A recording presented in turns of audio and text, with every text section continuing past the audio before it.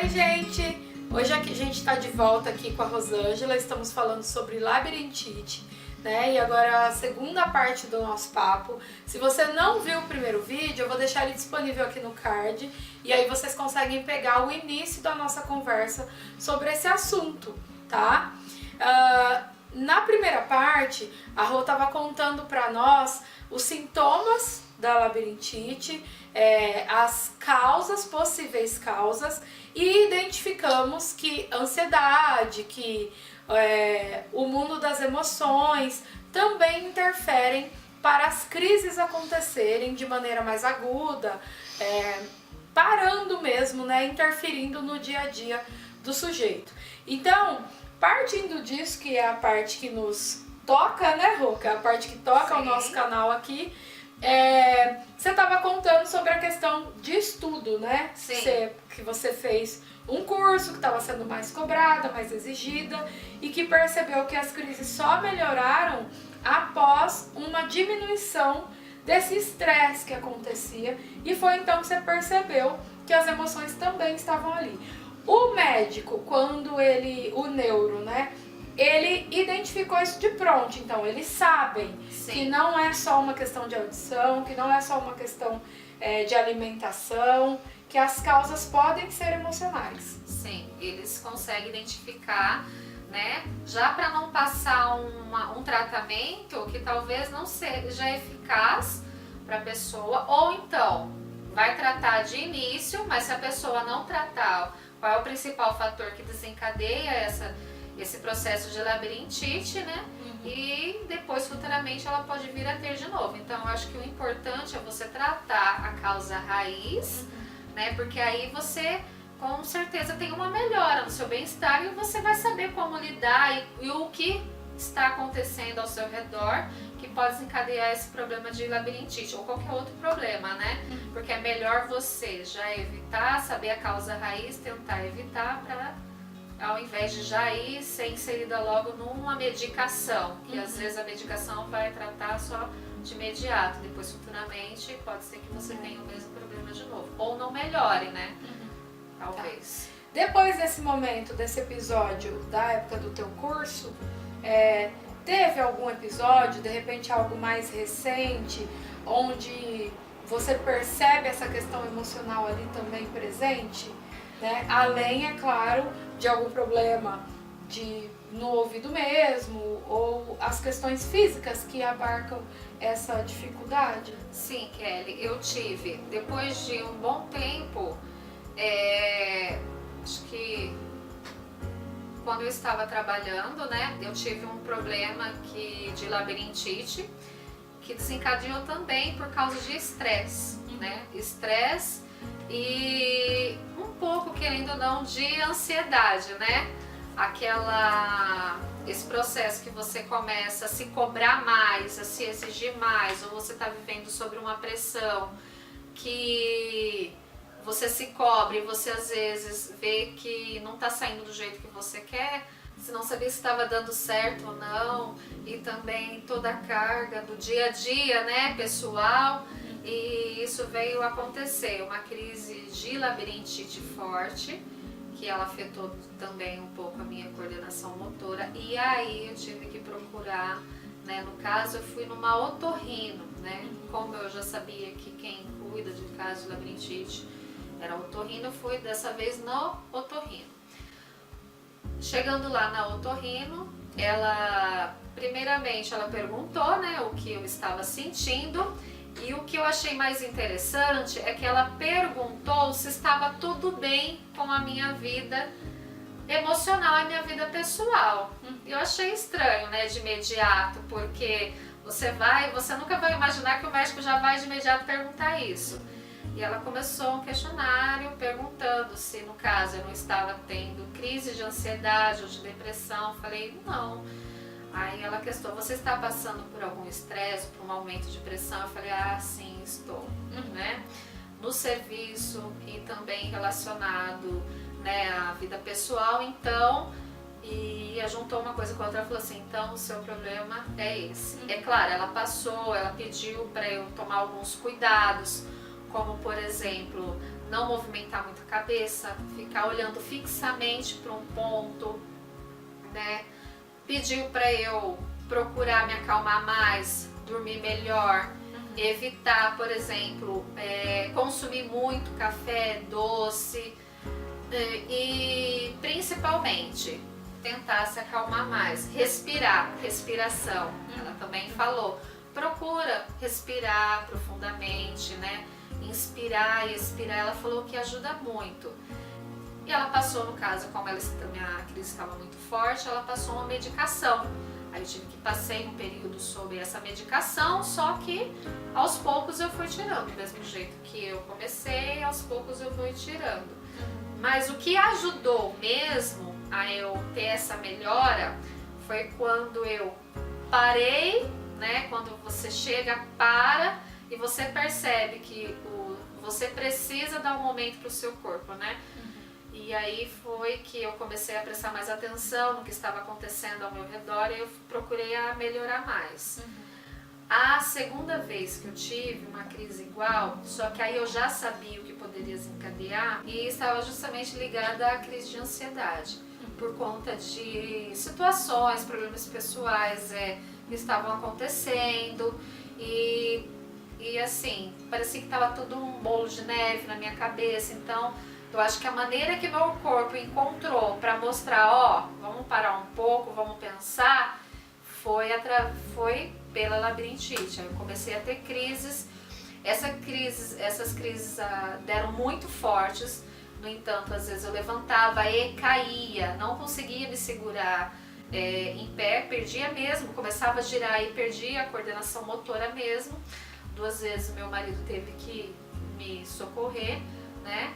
E ao deitar também à noite, quando eu deitava, às vezes colocava a cabeça no travesseiro, eu começava a sentir tudo girando. Então dessa vez foi muito forte. Tive que procurar de novo um profissional por conta disso.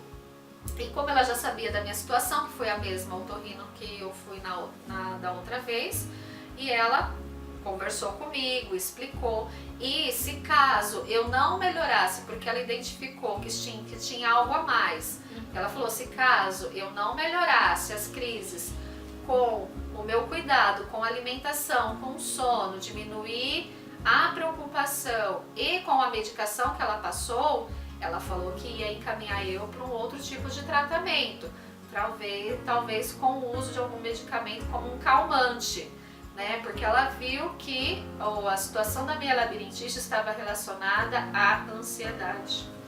E não única e exclusivamente como se fosse um problema físico, né? Claro, é físico porque é a maneira que o meu corpo encontrou de passar que algo a mais estava acontecendo. Então, só que aí eu fiz o tratamento, procurei me acalmar, a gente resolveu a situação e aí foi que deu uma melhorada mesmo.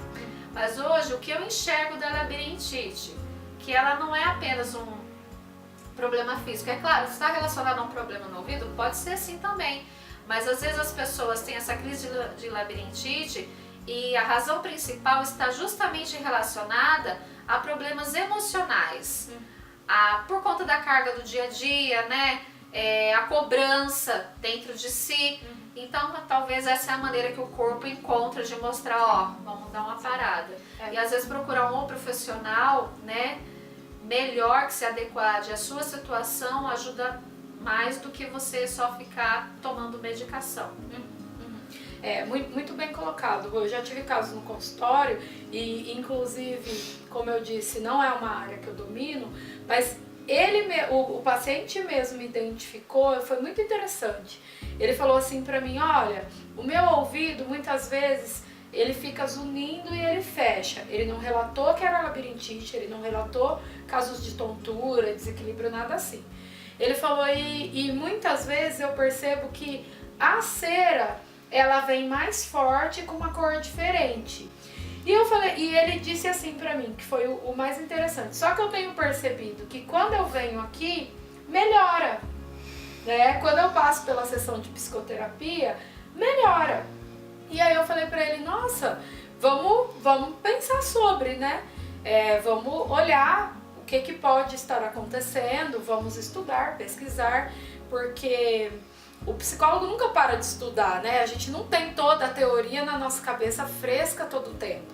Toda vez que um paciente chega com uma causa que por mais que a gente se especializou nela, estudou sobre ela, a gente precisa revisitar tudo isso, né? E realmente, né, nas pesquisas eu vi que se você está num momento de estresse muito alto, a cor da cera do ouvido muda. E tem gente que tem uma produção maior de cera e chega a escorrer num momento de estresse.